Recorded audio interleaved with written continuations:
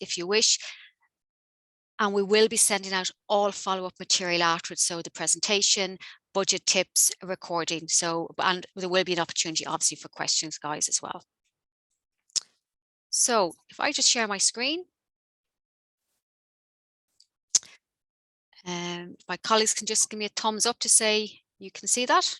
Yeah. Great, thanks. So just to remind us of, have I got that? Yeah. Thank you. So just a little few housekeeping rules, guys, if you don't mind. So first of all, welcome, as we have already done. As already mentioned, this will be recorded. So feel free to leave your camera turned on or turned off, however you wish. Please do mute your microphone, as you know, background noise can be a bit distracting. Use the chat area to post any general questions. And again, we will have an opportunity at the end for people to ask questions. And just again, there's the email addresses there for specific questions for Adult Ed and schools, and who you can touch base with after this clinic today. I think you might be sharing the wrong screen. Oh, it's changed now. For a minute there, we could only see your edit screen. Now we can kind of see. Oh, sorry. Yeah. Okay, is that okay now? Can you see an agenda? Yeah. Yeah, but it's in the presenter mode. Stephen, can you see it okay? Yeah, I can see it. It's about, I think if you go back and just go from play slideshow, kind of, it's showing the next slide, if you know what I mean. Oh, so, sorry. Yeah. Sorry, guys. Or if you go into that display settings and switch the two. Apologies, guys. Have you two screens open there? No. Now, is that better? Yeah, it's full screen. Perfect. Great. Sorry, guys. So look, this is what we're going to do. We're going to remind you about an overview of the opportunities for staff and learners under the Erasmus K1. Stephen will go through the application form and the budget finance section, and as already mentioned, Q&A. So just to remind ourselves, you've all got accredited, you've all gone through the application form, you've all outlined your objectives, but just to remind you, part of that application form was talk about the key priorities and how you'll embed them into your project. And we really just today want to remind you of those and what you would have put into your application form. So the activities that you can do under KA1, and again, you'll have seen this at other information sessions, but again, this is what you'll be basing your budget application form on, and Stephen will go into detail in a few minutes about this. So for schools and Adult Ed, you can see that staff can undertake job shadowing, teaching assignments and training courses. And again, the minimum duration for job shadowing is 200 to 365 days, as is the teaching assignments, and again, courses and training, a minimum of 2 to a maximum of 30 days. And just to reiterate, Stephen will go through travel days in the application form. The learners, again, there is group mobility of school pupils and adult learners, short-term learning mobility of pupils, long-term learning mobility of pupils, as well as short-term learning mobility of adult learners, and again, the long-term.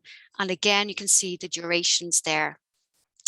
I would just remind us, in addition to the physical mobility activities, all pupils and learners can be blended with virtual activities. But when you're looking at the minimum duration, that is for the physical face-to-face days. Other activities, you can have an invited expert come to your organisation or school. You can host teachers and trainings, and you can also undertake preparatory visits. So under those activities I just mentioned there, the other activities, so organisations or schools can invite trainers, teachers, policy experts or other qualified professionals who can come in and help improve the teaching and learning in your organisation. You can also host teachers and educators in training. So again, applicants can host teachers in training who want to spend a traineeship period abroad. So basically for schools at Adult Ed, those in training or recently graduated. And again, you can organise preparatory visits to help plan for your mobility overseas. And this is particularly used when learners or pupils are going on mobilities where staff may want to go and suss out the hosting organisation, discuss things, maybe check out where they'll be staying.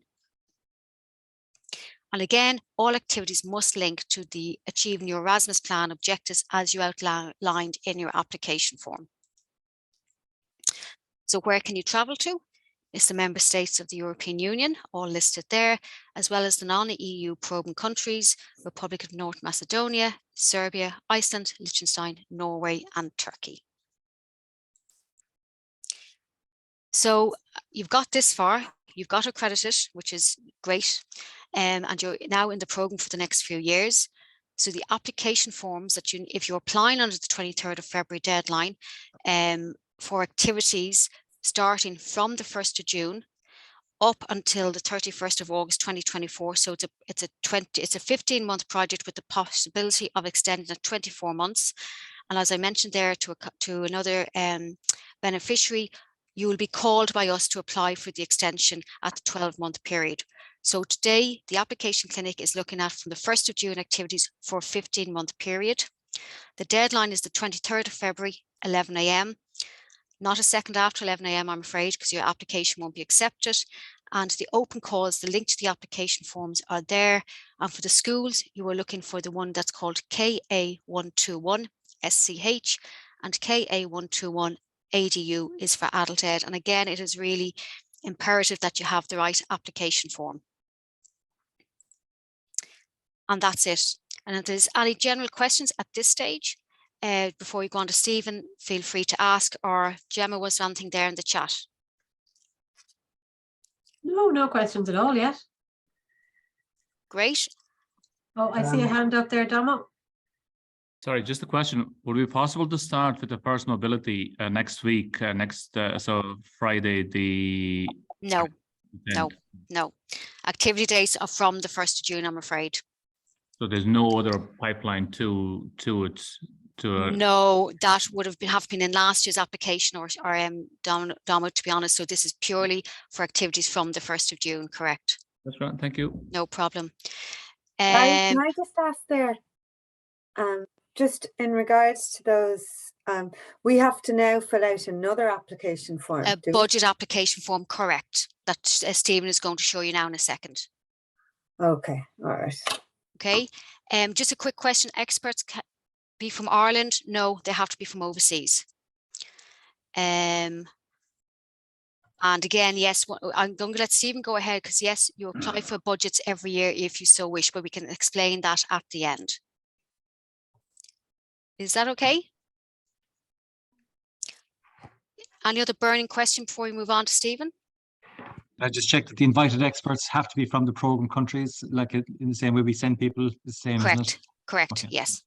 Thanks. There's one good question there, Dee, for the difference between group and short-term mobilities. We get this one a lot. Yeah, we do. Do you want me? No, I can answer it because I think there's real confusion, particularly in the school sector. Group mobilities is for a minimum of a certain duration, right? And the group can be a minimum group of 2. The short-term mobilities doesn't have any restrictions on numbers. However, the big difference between the short-term and the group is you have to have a learning agreement for each participant undertaking a short-term mobility, and that is the same for adult education. So if you have 5 pupils going to Spain on the short term, each pupil has to have a learning agreement. Under group mobility, you do not have to have individual learning agreements. And could you explain what's a learning agreement? Is it like an objective? Yes, and it's a learning agreement with yourself, the pupil traveling, and the school you're going over to. So exactly the outcomes, and we do have templates for those. Okay. But that is the difference. You will, 1st of June, you will be informed what funds are awarded based on your request in advance. That yes, you will be. Stephen will go through that now in a second, guys. Sorry, I've just wanted to, if we're successful with our 1-to-1 application, when would we get the funds? We would hope you'll be notified by the end of April. Again, it depends on the number of applications. And again, then you'd have a contract sent out to you.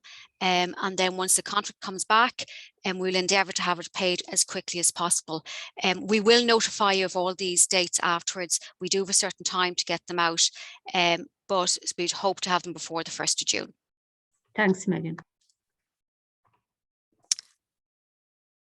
I ask a technical question about so if the contract starts on the 1st of June, obviously for activities after that. Correct. But let's suppose we find out late April that it's going ahead. If we book a ticket in May, would that be eligible? I'll let Ops and Finance answer that question for you. Yeah. No, you need to book. between the contract dates. So it's the start of, it'll be June to the end of the contract. So you can't, anything before wouldn't be eligible.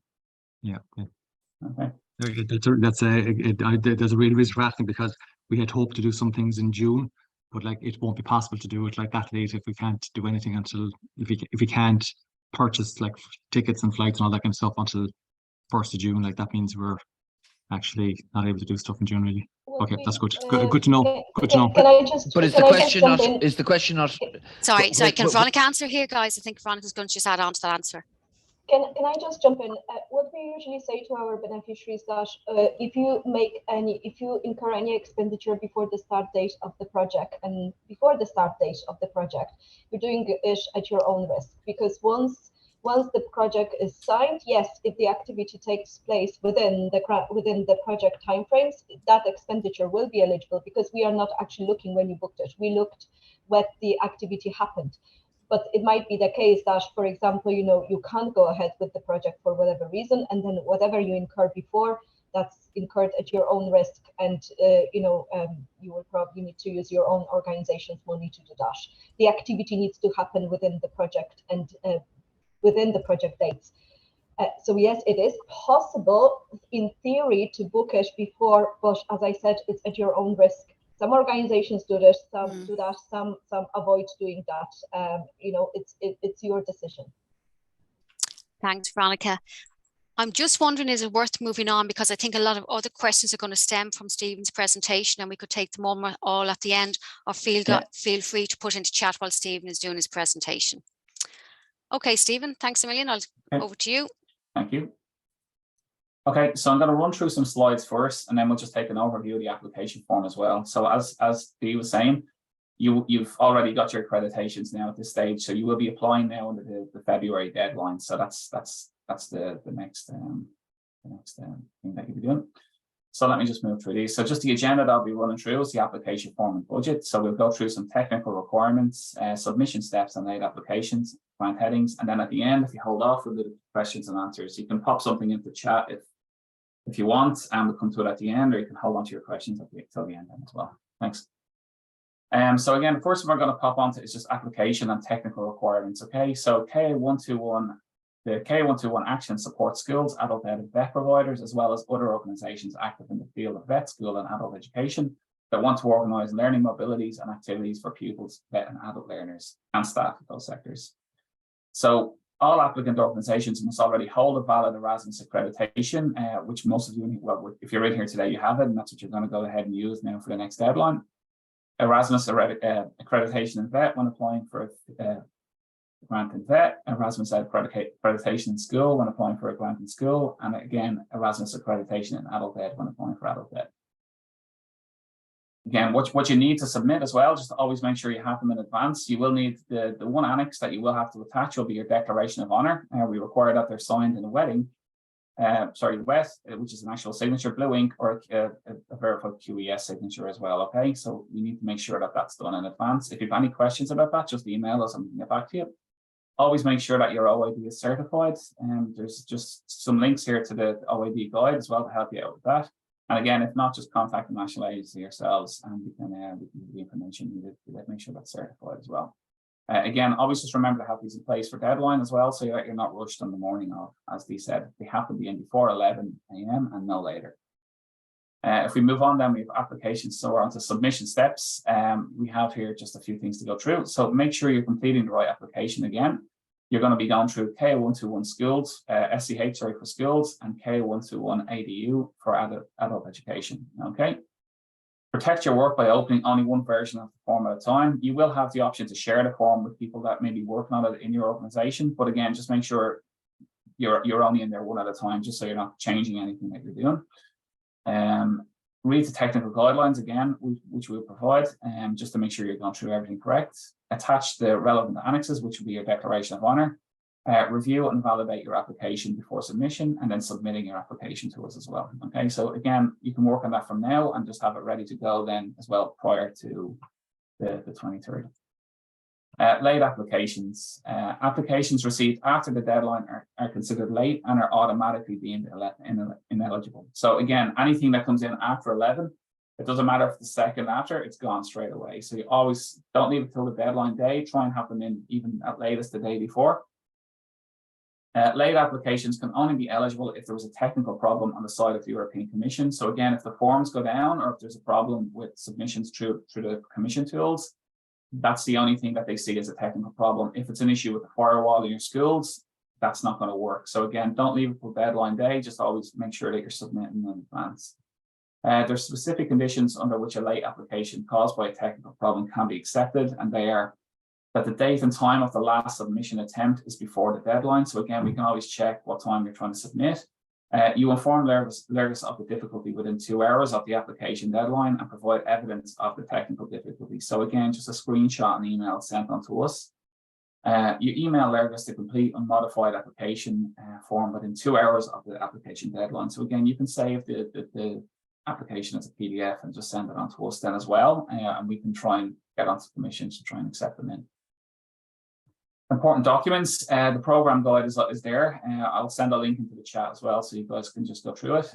We've just kind of outlined the pages you guys need to look at for the 2023 program. So for schools, it's page 78 to 86, 104 to 118. And for adult ed, again, it's page 78 to 86, and then it's 119 to 133. So you'll have a breakdown of everything in here that you guys will need if you want to look for what inclusion support is, what exceptional costs is. It's all provided in here. You have unit costs as well, and that's provided. Everything for 2023 will be in there, and there's a glossary of terms at the end as well if you're just looking for any kind of understanding of anything. The next one then is just your targets. So again, you've already accreditation grant applications are based on your previously approved Erasmus plan, which is a detailed list of activities and their descriptions. A detailed list of activities and their descriptions is not required. So when it comes to filling out the application form, your plan will already be there. You just pretty much it's going to be a kind of a, you're going to look at the participants you want to bring, and you're going to kind of just be reasonable in your targets as well. Don't try and go too far with them and go too high. I would look back at if you've had previous Erasmus Plus, look back at what you've had in the past and maybe see where it fits in. Just don't go too far into those. So instead, what you will do is you'll list the type of activities you wish to carry out using the grant request. You'll assign the targets, which is the number of participants and the duration for each listed activity. And again, you can request exceptional costs and inclusion costs, which are real costs. And as I said, go through the program guide just to make sure that you're looking and understanding what exactly it is that you're looking for through your exceptional or inclusion costs, okay? Just to remember as well that the mobility activities implemented under this action must follow eligibility and financial rules and principles specific to them as per the program guide. The targets will become part of your grant agreement.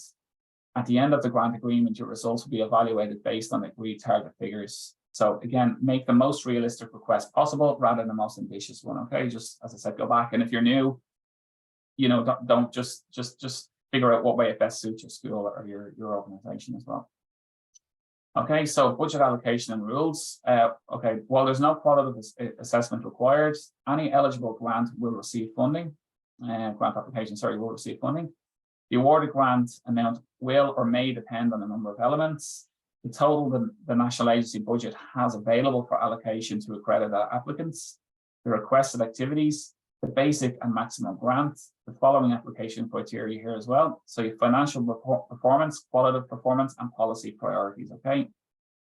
The rules on basic and maximum grant, scoring of allocation criteria and weighting of each criterion, the allocation method, and the budget available for accredited projects will be published on the national agency website 10 working days before the deadline. So that will be available to download. It should be around the 13th. So you'll see that the money that's available as well. Okay. The rules then, there can be two different scenarios here. So because you're accredited, I'll go through them here. Total budgets available for allocation to accredited applicants is, the first one is if there's sufficient funding for all requests submitted within the deadline, each applicant will get what they've applied for. If it goes over the budgeted amount, we will have to go to what's called competitive funding. So total budgets available for allocation to the applicant is, it's not sufficient funding. So it'll kind of be, a few scenarios will come down to it. It's applicants complete application forms. Sorry, I'll get back to that in a second with the competitive funding. Sorry, applicants complete application forms by establishing targets for delivery types, number of participants, durations, and submitting the deadline. The NA calculates the estimated budget required to implement activities requested by each applicant. And the estimation is then based on an average cost established by the national agency. So while you're going to be looking at unit costs in the actual guide itself, we will be going on historical data, which is covered over schools and adult ed projects over the last few years, where we've worked out through our own budget calculator what the average cost is, okay? So please note that an average cost does not equal a unit cost as per program guide. That's more of an idea. Competitive allocation, if the national agency doesn't have enough funding to grant all requests, applicants might find that some of their applications will be reduced. Okay, so what would happen then is a basic grant will be provided, which will be phase 2. It would then go to your quality, performance, and policy priorities are taken into consideration, and the scoring as well accordingly. And then original targets might be adjusted. So again, that's only if we go over, it'll go in competitive funding. If not, you will get what you have requested at application. And then there's just a step-by-step, including the budget, including competitive allocation here. So you have your application form, budget items based on unit costs, estimated budget request then it goes budget requested, the budget allocation, budget awarded, and defined targets for delivery. Then we move to fine-tuning the targets. Then the NA decision is case by case, which is budget items based on real costs, which feeds back into the fine-tuning as well. So again, if there is competitive allocations, we'll be in touch with you after it's been defined, and we'll get in touch then. And then finally, you get your contract sent out, which the guy said they should be out hopefully by the end of April, and you'll sign them and try and get them back to us as soon as possible as well.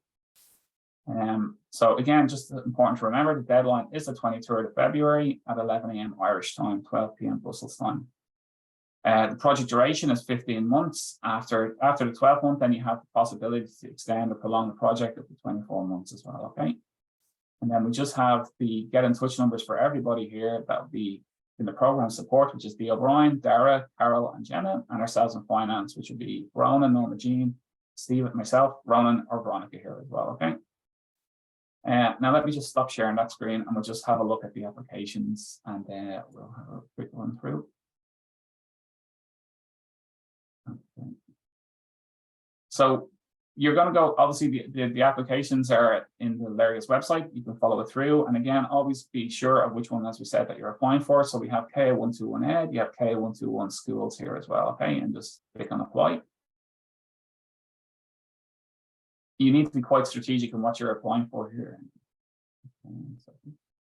And you know, while the application form isn't as meaty as they previously would, because you've put in your Erasmus plan, it's important to make sure, as I said, that you just kind of planning out a reasonable target amounts as well.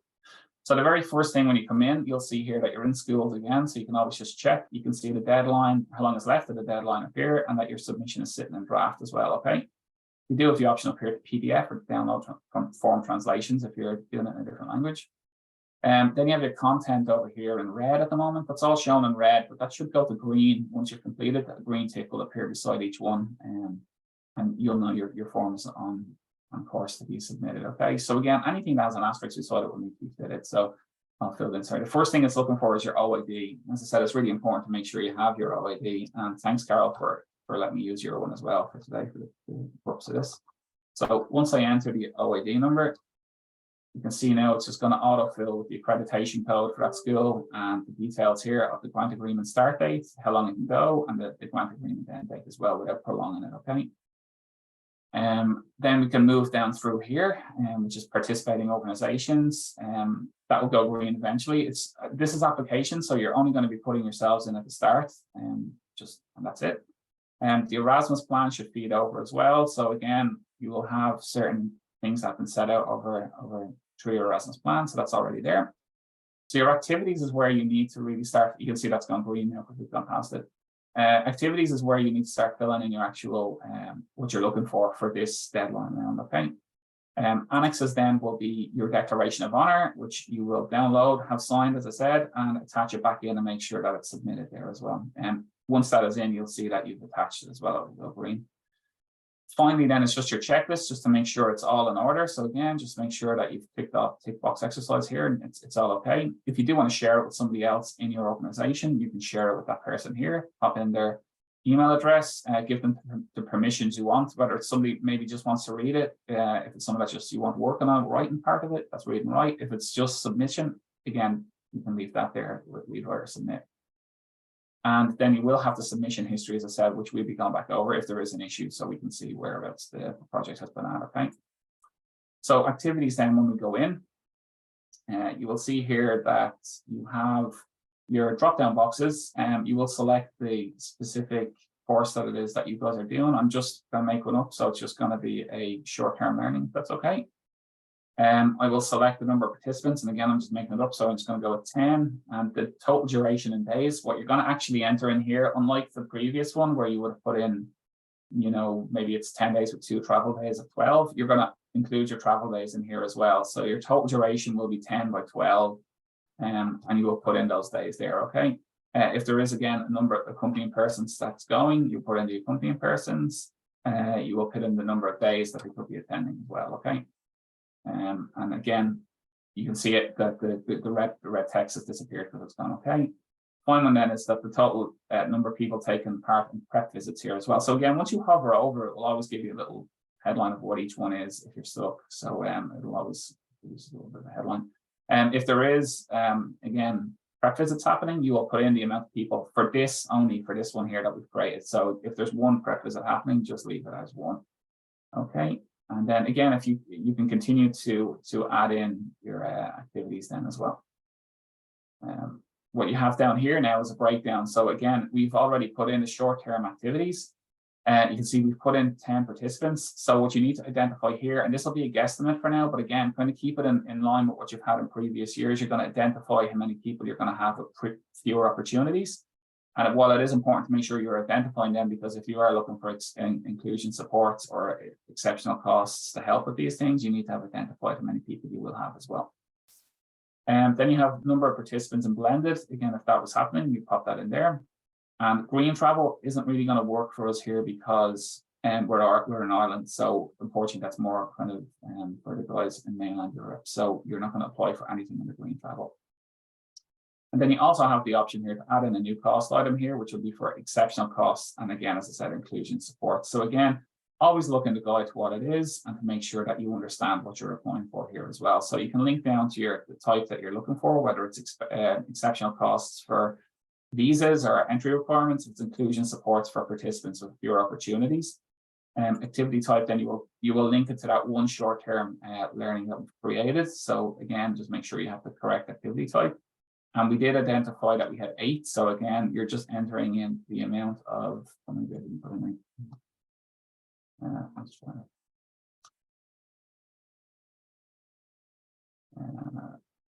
okay, participants. I didn't actually identify them yet. Fine. So yeah, you just need to make sure that you're recording the correct amount there. And again, there's a description and justification. So you're going to tell us what it is. And as I said, always make sure you're looking at the guide to see what is eligible, and you can link that in here as well, okay? And then as it's a real cost, you will estimate that the cost that you're looking for there as well, okay? And the support rate for your organization then is awarded at 100. And so again, this is for participants itself. So you might have somebody who's deaf and might need someone to interpret their sign language for them. So again, you will work out those costs and you will put in the real cost here. As I said, we understand, you know, you're kind of going ahead for the school year that's next year. You might be aware how many people there is. So it can be just going on previous data and a guesstimate as well. So as you can complete that, we'll just have it out. But if you do need to create more, you do still have the add cost line. So again, you can create as many of those as you feel that you need. But as I said, be reasonable in what you're applying for here as well. So look, we do have another activity. Let me pop it in. So if we select group mobility of school pupils, and so again, we can see here that we're just going to pop in for 5, and the total days then will be 25. And there's 1, and we're going to put 5. And there is, that's great. And there's 1 person going, sorry, no, yeah. Well, you can put in as many as it's warranted, but again, I wouldn't put in 4. You know, it could be 1 or 2. And again, you're just going to have this popping in here. So again, you will identify how many people are fewer opportunities, could be 4. Okay. And again, if you needed to create that line, you do have the cost item, and you can just bring it down to cost type. And then you also see here that the group mobility is coming.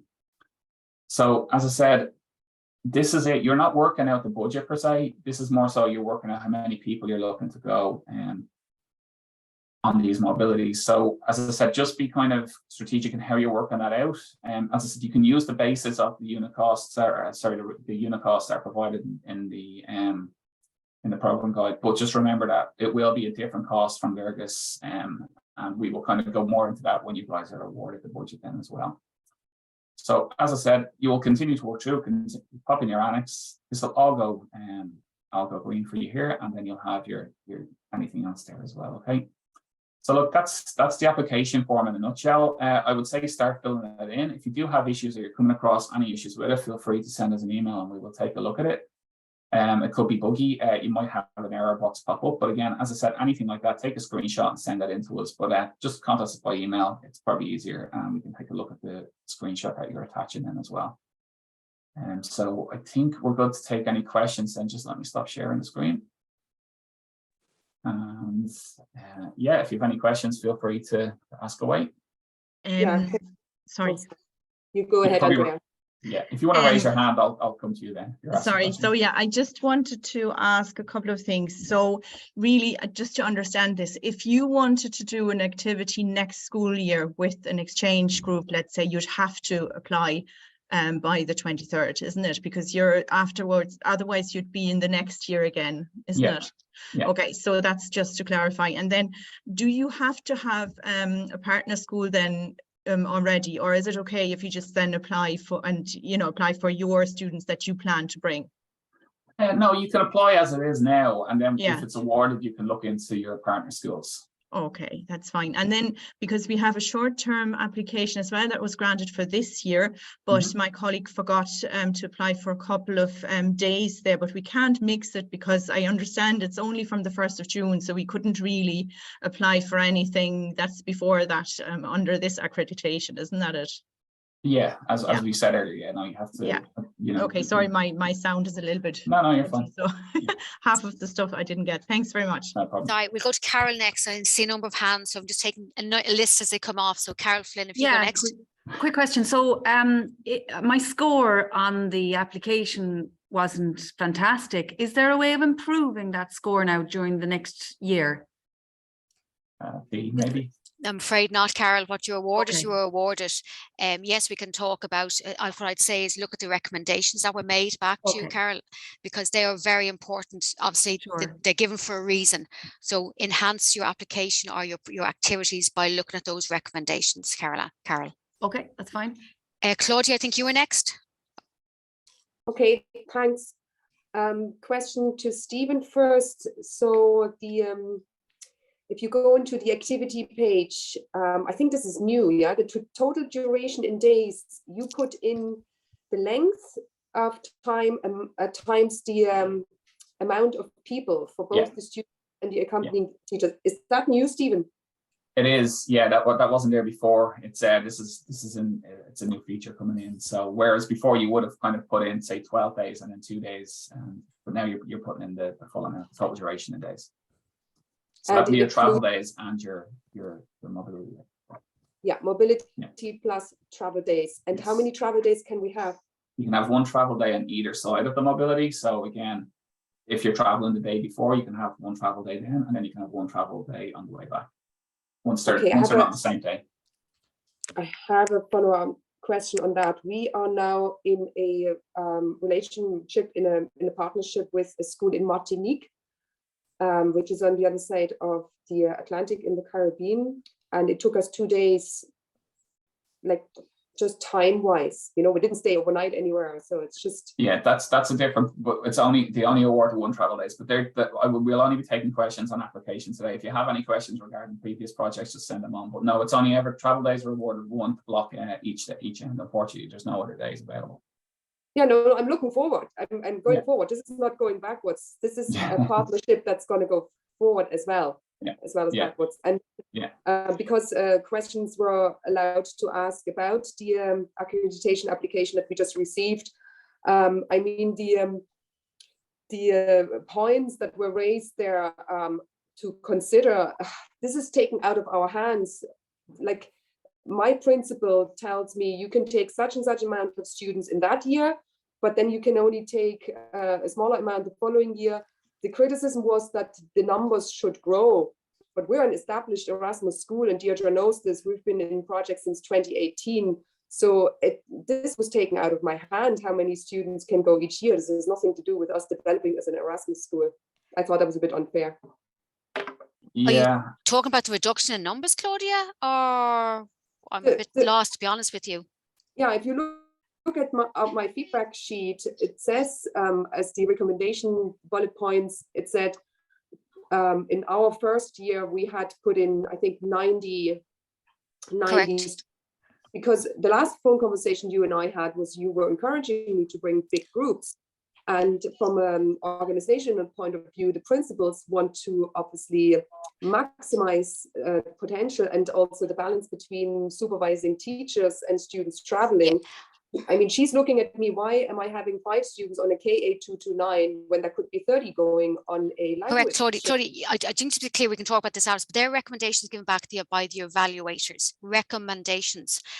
It's still up to you what exact numbers you want to bring and demonstrate then in your interim reports how it has benefited. So there are recommendations. You do not have to cut numbers if you still feel you can do them.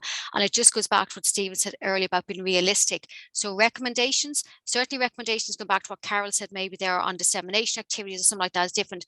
There are recommendations from the evaluators, but you can still apply for the numbers you want, Claudia, if you so wish. Okay, great. So I'm going to skip, there's a number of questions, but Veronica, you want to come in there before I go to Connor and then Aisling and then Jim. Veronica. No, it's just in relation to Carol's query first. I kind of thought that it maybe came up from when we discussed the competitive allocation. So it's just to reassure that that score of the accreditation is only taken into consideration if we do not have enough money to fund all the requests. So what I would probably want to say that I wouldn't worry too much at this stage in relation to that particular score. It's just kind of a comment that came to me when I was listening to questions. Sorry. Thanks, Veronica. Connor, you have had your hand up there. Yep, thanks very much, Deirdre. We have, so we're a membership-based organisation that supports community education groups across the country. We have a consortium membership, and so we would like to use this this proposal and this round of funding to support our members who wouldn't otherwise have the opportunity to take part. Today our organisations have to be added into our consortium.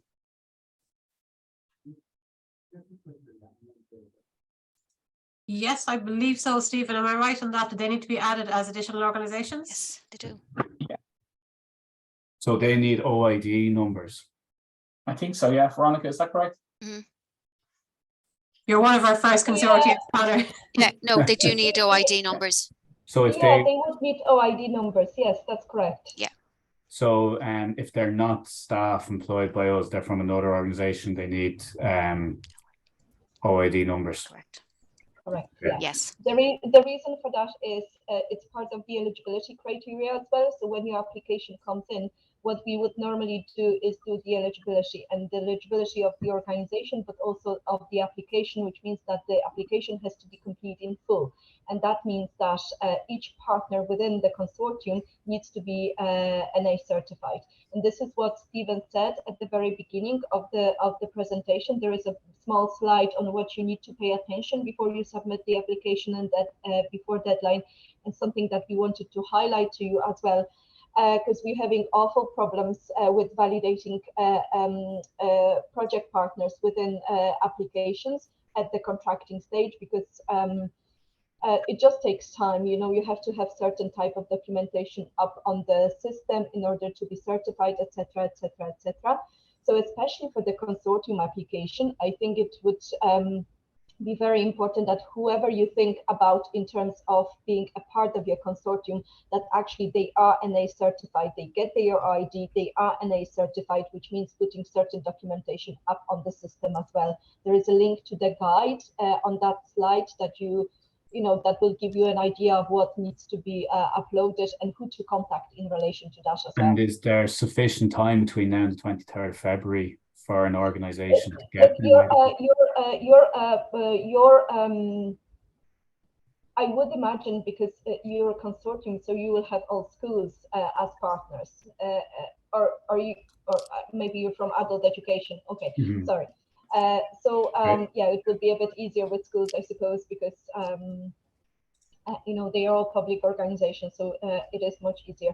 There is enough time, and I think if you start it now, it will be even quicker. The idea is that you can have an OID not certified when submitting the application, but then we will be chasing you for putting the application, and we will give you a very short amount of time to do it.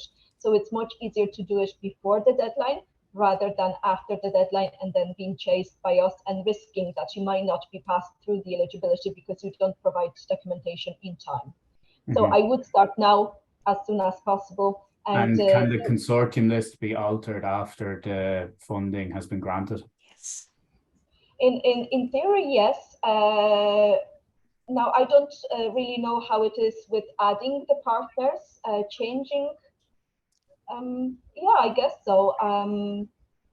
But then, just be mindful that you can't really do it simply because you didn't have enough time to do it before submitting the application. It has to be wholesome application, I suppose. But yeah, you will have a possibility of doing that later during the project. But that will be linked to an amendment to the grant agreement, going through that process again, getting everything signed again, getting all that documentation up on the system again. And so it really is the same work. If you, as much as you can do before the application deadline, I would advise to do that. And you still have plenty of time. It's 3 weeks. It's it's not a huge amount of documentation, but as soon as you start that process, the quicker you will get to the point where we actually won't be chasing you after the application is submitted to find out whether everyone is eligible and whether they have all the documentation up on the system. Thank you. Great, thanks. I'm aware there's 3 more people, Aisling, Jim and Kat, but there's other questions as well in the chat we're not forgetting about. So Aisling, you're next.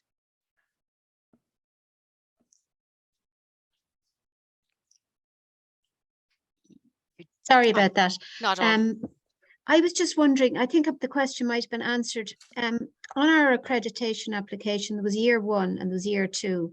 And we had put 16 for year 1 and 16 for year 2 staff mobilities. How does that transfer then to the 15 months, if you know what I mean? Well, you need to plan what you want to do over the 15-month period, Aisling, and be clever how you do it, how many staff you want to go on mobilities and when. Now, they are estimations in your accreditation. Estimations. It doesn't mean they can't go up and they can't go down. Again, it's about going back to what Stephen said about being realistic, what can and can't be done. So the word estimations is what you did in your initial application. Okay, it's just on that point. I actually sent out an email just asking people interested to come forward, and I had way more than 16 people, and they're all willing to go during their own holidays. Yeah, and again, Aisling, goes back to your accreditation objectives as well. It's all linked to the whole thing, and I can have a chat with you as a school, Aisling, isn't it? Yeah. Yeah, if you want, I can have a chat about you. So it is linked to your estimations, what you can deliver, the 15-month period, and meeting your objectives. And in my evaluation, it said 16 might be too ambitious. And yet now I don't know how we're going to select people because we've way more than that. And this is your second year. 50. What? This is your second year, Aisling. No, it's first year on the accreditation. It's our third. We've had 2 successful projects. Yeah, and it doesn't mean you can't apply for more, but I think just be realistic. I'm going back to what Stephen said and meeting your objectives. Okay. And just a very quick point, the KA 121 application, could we get a link to that in our email just to send us? Absolutely. We can send a link with it, with everything else, presentations and everything else. Absolutely, Aisling. All right, thanks. You'd be able to send it to me, obviously. I'm not. If you registered for this and Caroline has your email address, you want to put in the chat. Sorry for taking up so much time, Grant. Not at all. Thank you. Not at all. Jim, you're next. Yeah, thanks, Deirdre. Well, first of all, it's a much easier process. I've started it and it looks so much easier, so that's good. But what's disconcerting is no money turns up and you can't kind of cross check. So I'm wondering when it's processed from your end, like do we end up getting a budget like with real sums that we can see like this is what we have for the different pieces? Yeah, they're once it's evaluated, and you know we will have the budget available. Does that, I'm not too sure, Veronica, will that come out before is it around the? So the way it's going to look like, you will, it is the process is completely different with accreditations, and some people do like it, some people do not. I mean, what I suppose you could get anxious around is, you know, the fact that you do not see the budget. So as Stephen explained, what you need to input in the application, and if you started, you already know that you only input targets. So the types of activities, the number of participants, durations for each activity. And then on the basis of that, when we do receive it, we have a special calculator that is provided by the Commission, which is populated on our average rate. And this is something important to remember, that we operate, when we estimate your budget based on the targets that you submit in the application, we use an average grant. An average grant is not the same what you have in the program guide. It's a compilation based on historical data. So basically, the way we came up with the average grant is we looked at historical data of Key Action 1 projects applied in the past. What would be the average, you know, what would be the average activity that that applicants would apply for? What would be the average duration? What would be the average number of participants, things like that. And on the basis of that, we came up with an average cost. And that average cost is per participant and includes travel, individual support, something else. And then on top of that, there is organizational support added, and any real cost, or inclusion support and any real additional cost that you might want to request in the application. So what I'm saying is that when you submit the application, we will see the targets, we will pop it into the calculator. The calculator will know our average figure, and it will give an estimate. And that estimate will be what you are getting as the budget. Now, the next step is that you will get a contract from us, you will get a confirmation of the funding received, and your project, hopefully, and we really hope that this happens this year, will go straight without any problems into the beneficiary module, so the new mobility tool. And in that beneficiary module, what you will have to do is straight go into that, input your targets again, and it will show you budget based on the unit cost as per the program guide. So you might end up having the budget that we got from us and the budget that you will see for your project in the mobility tool. And this will be the time for your decision. You know, okay, is the budget that I need to report on in the beneficiary module very much off from what is being estimated and what is being given to me? And if so, where do I can cut corners, such as, for example, maybe send one participant, you know, instead of sending 5 participants to 10 days, send them for 9 days or something like that. If you want, unless you can co-finance as an organization, which is then not an issue. So that will be the time frame for actually selection process for Key Action 1-to-1 is shorter than for the short-term projects. So the contracts should go out much earlier than for the short-term projects, but that is very much dependent, unfortunately, on the contract template that we get from the Commission. So if they are late with the template, we're late with the contracts, basically. And last year, they did not provide it until the end of May, which was very late. We hope that this year it will be much quicker, but again, it's out of our hands. Like, we have no say in that. We just have to wait for them to provide a template. Then we need to populate that, send that to everybody for signature and things like that. So that takes a bit of time. But hopefully everything will be smoother this year. The contracts will be quicker, and first of all, the beneficiary module will be working.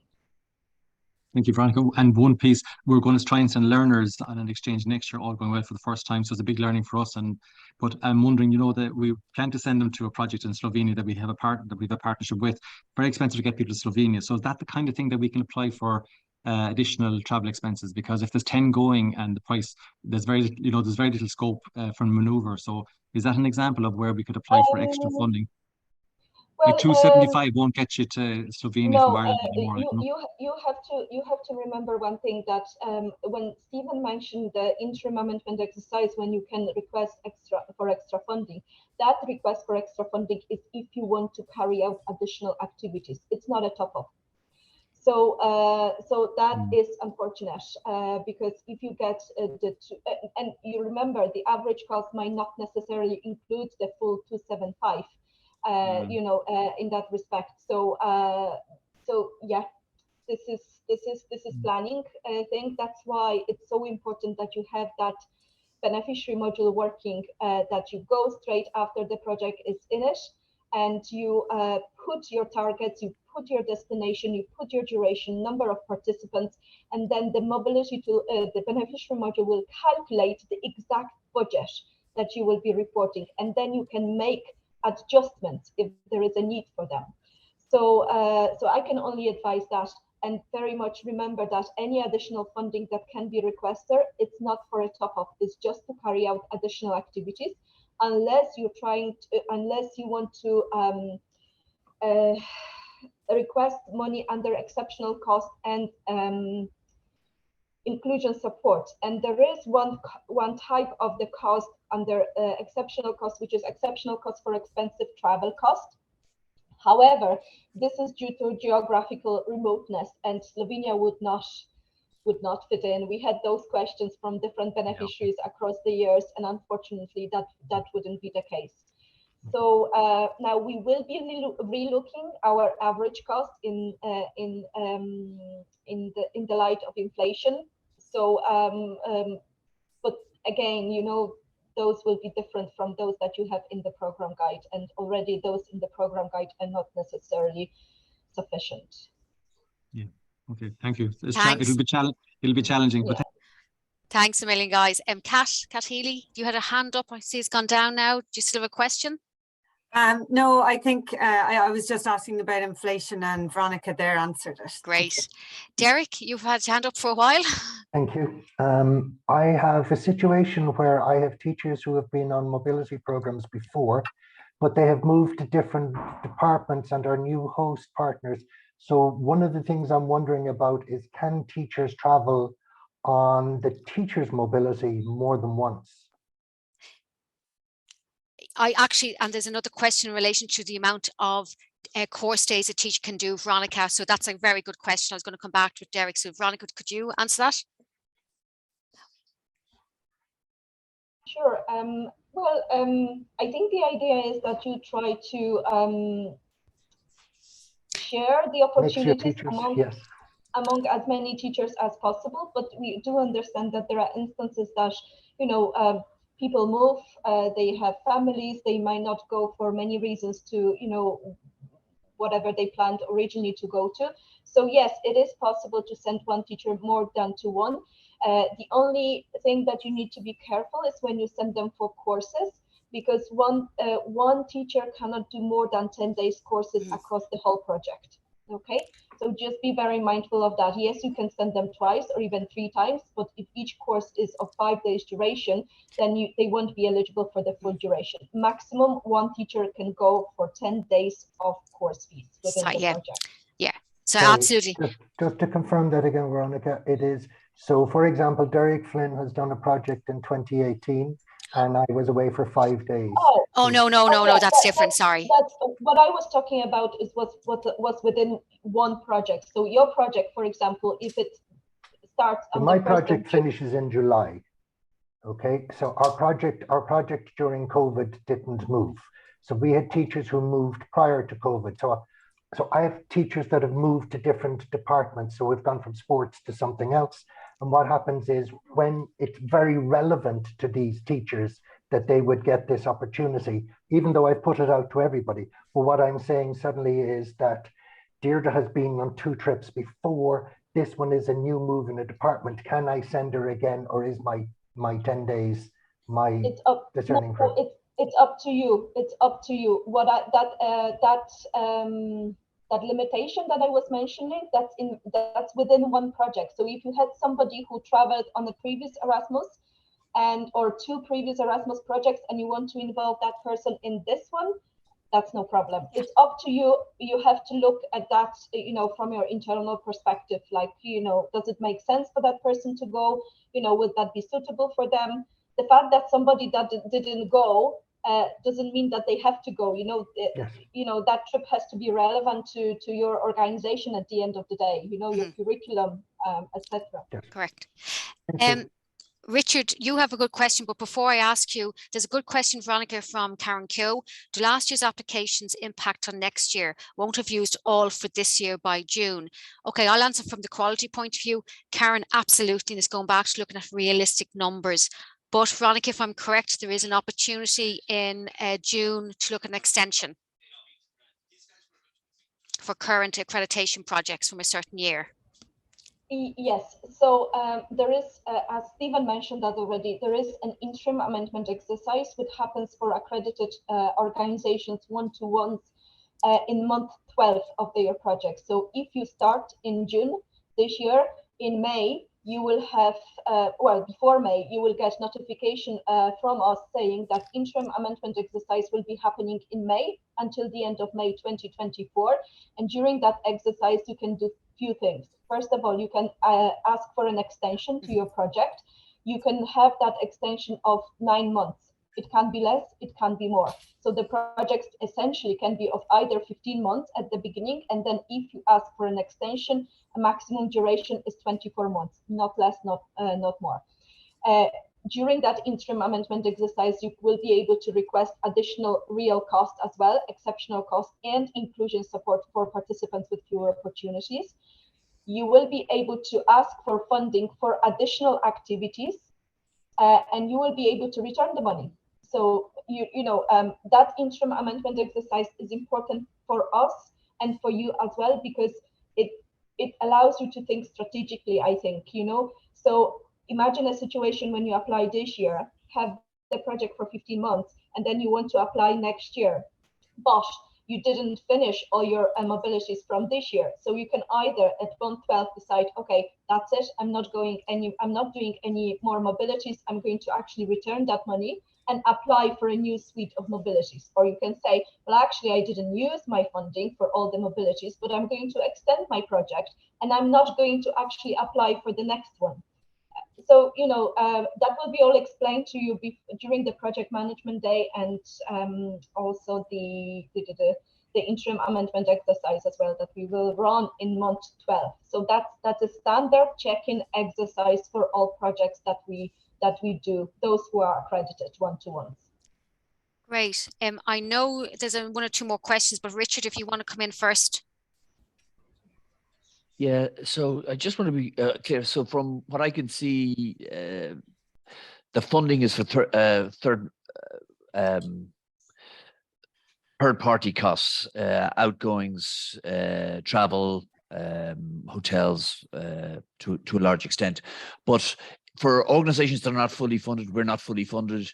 What about things like internal costs? I'm thinking salaries of people involved. How does that get funded? I'm just not clear on the mechanism. So it would be sort of salary costs, other internal costs.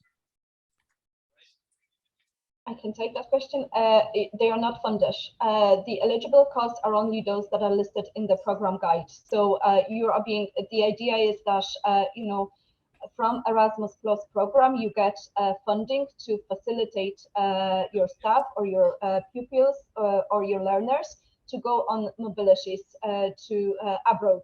And that's why that facilitation involves travel, individual support, which is like subsistence, organizational support, which depending on the type of activity will have different amount and is per participant, and it's supposed to facilitate organization, kind of logistics behind organizing those mobilities, and some additional costs. But no, the salaries of people involved are not covered.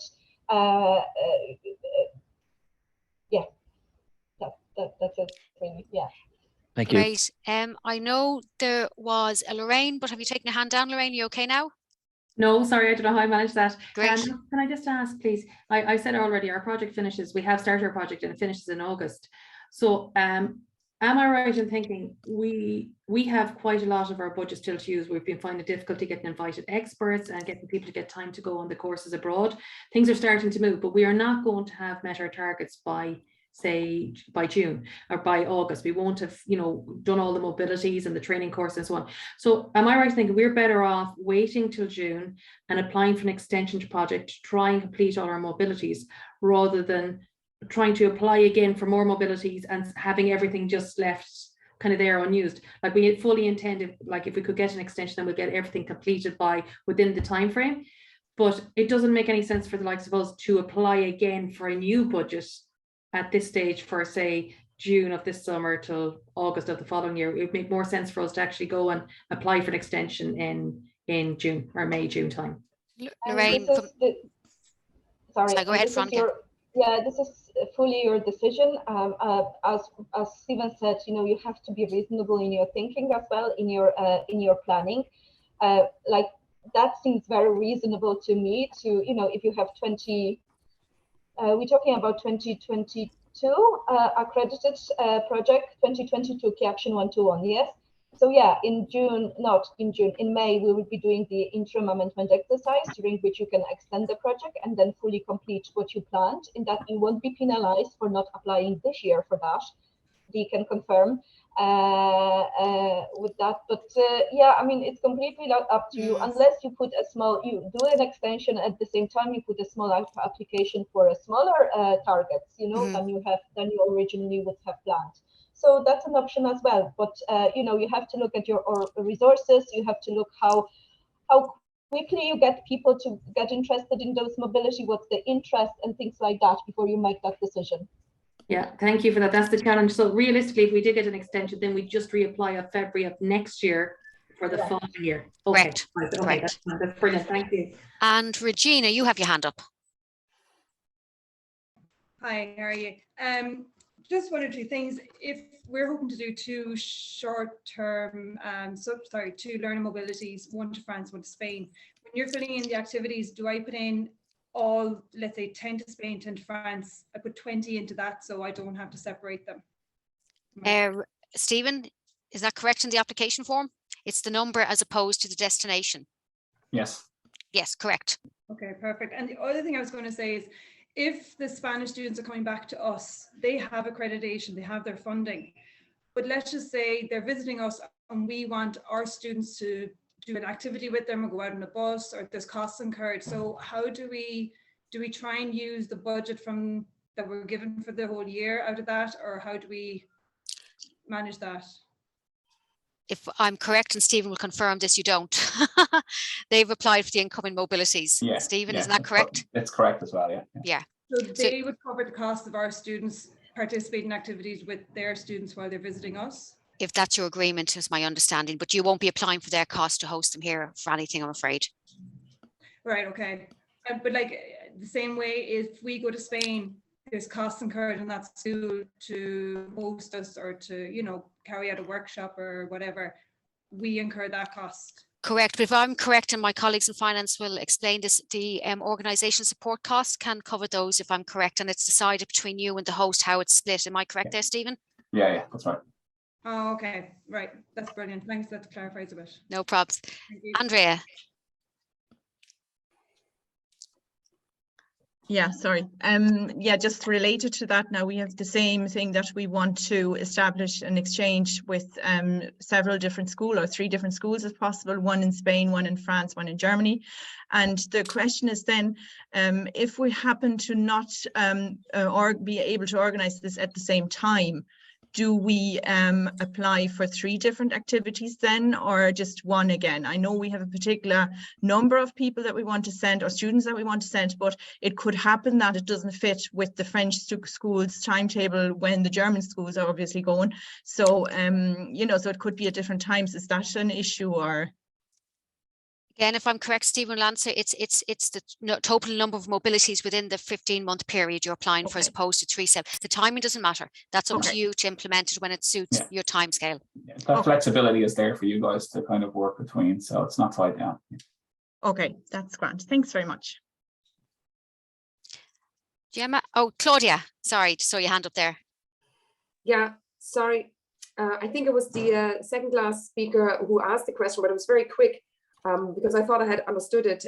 So the activities, so we have 2 groups of 30 students going, so they would be group activities.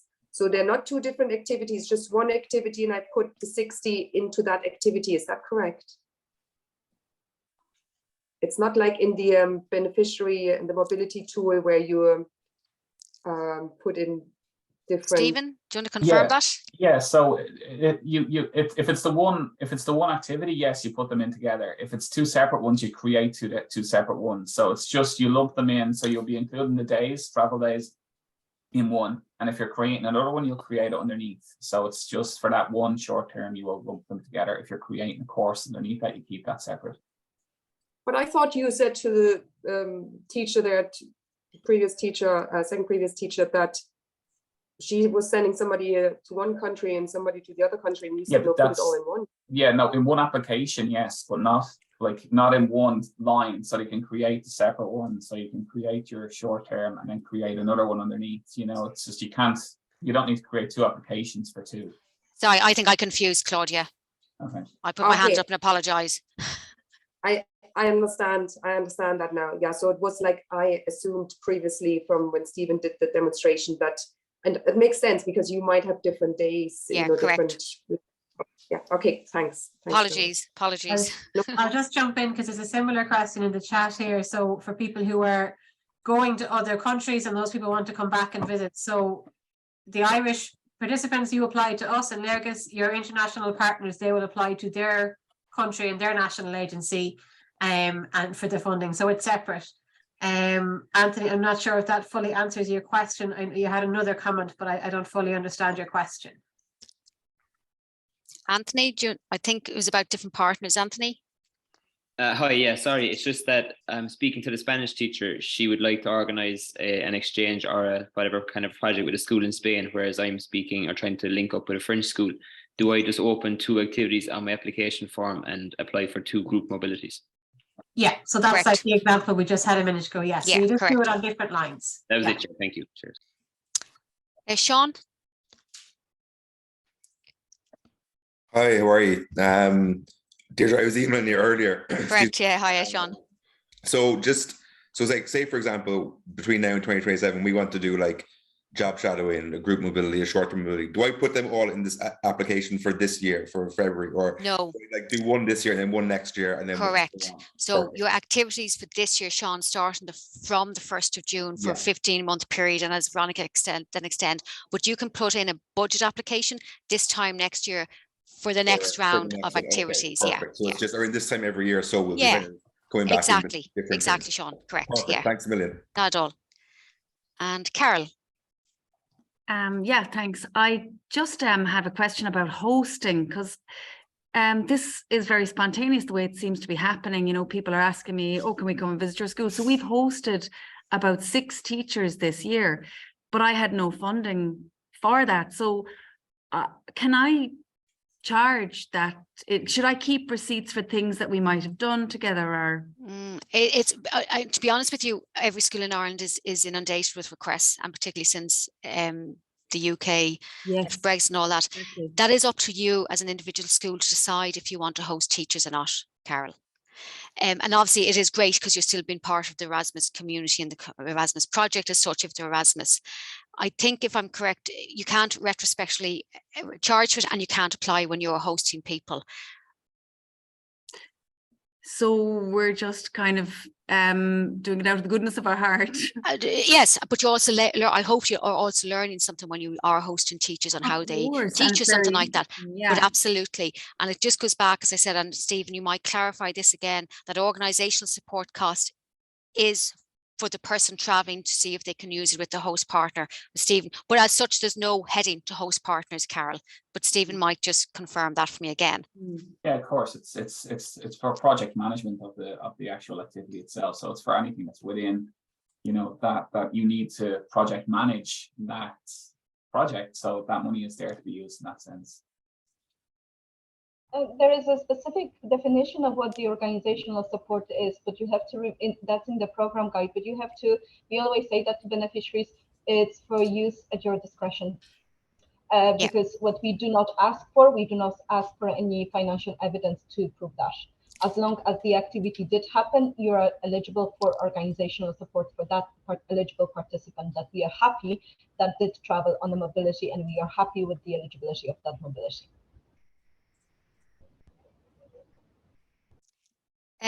Gemma, any other questions, burning questions we didn't answer, or anything that needs to be No, highlighted I've been keeping an eye on the chat, and I've been replying to anything that I could. So I think if anyone feels that I've missed their question, do come on the mic, but I think I've answered everything that has come up in the chat. I think there's two more questions. So one from Regina and then from Fort Skye School. Regina, if you want to go first. Sorry, you answered that already with the Oh, okay. Sorry, your hand's still up there. So I wasn't too sure. right. And Gorski All says, right, yes. yeah, Hi, hi. thanks, and hi. Yeah, just a quick question there. If on the 10 days, so if a teacher has attended 2 courses, they can't join a pupil mobility as a supervisor. No, they can. That's different. Oh, okay. The restriction is on the training courses and the number of days they can get training course fees. So yes, they can. And again, it just goes back James objects and who's free and all that. Yeah. Yeah, great. Okay, thanks, William. Thank you. Can I just clarify, you can extend your project for this year plus apply for new mobilities for next year. Is that correct? Just to crystal clear. Correct, yes. Okay, thank you. Yes, so if you are approved this year, Karen, do you have an ongoing accreditation project at the moment? Okay, so if you extend it, if you have 2022 key action 121, yes, you can extend it in May this year, and then you can apply in February this year for a new set of mobilities. Correct? Yeah. No, I've used all my long term, I think, but I haven't used all the group mobilities. So yeah, I'll need to apply for some long term, hopefully. Yeah. All right, thank you.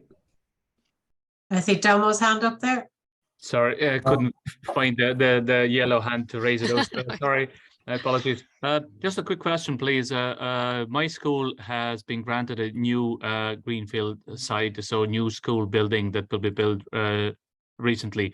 And I've attended a kind of an Erasmus workshop about maybe 6 months ago, where a lady from the Department of Education in charge of the architectural part of look on the hanger, put it up properly, will you? Can you hear me? Sorry. Yeah, sorry. Yes, we can. Yeah, go ahead. So sorry, that lady was presenting new school buildings that had been built across Europe. One particular one in Finland and one in Slovenia, and it was based around the sustainability and green initiatives. And actually, the total build or cost for such schools buildings was actually less than it would have been for the standard block boxes, prison type of schools. And so just a joke. So would have been then, would that be a part or possible to organize as or put into the application form to send a couple of people from the management, board of management, caretakers, and to visit such schools and get insights about what's so good about the new school buildings that have been promoted throughout the European Union as the schools of future or something like that. To be honest, Tom, you'd need to maybe look at your objectives, your current objectives, and see what they are, and see if there's a relevant one that you can add to your current objectives to meet that. So it would be job shadowing to see how sustainable these schools are. You'd have to be very clear what you want to do there, and I can talk to you about that again on another time if you want to. So I just go back to your accreditation has been awarded on the current objectives. Yes, you can update and amend them as we've all spoken, but if that's not in your current objective, then I'd say reach out to me. It is. It is. Oh, okay. Well, let's have a chat about it. To me, that's a job shadowing for management of your school or staff related, have a relationship with your school.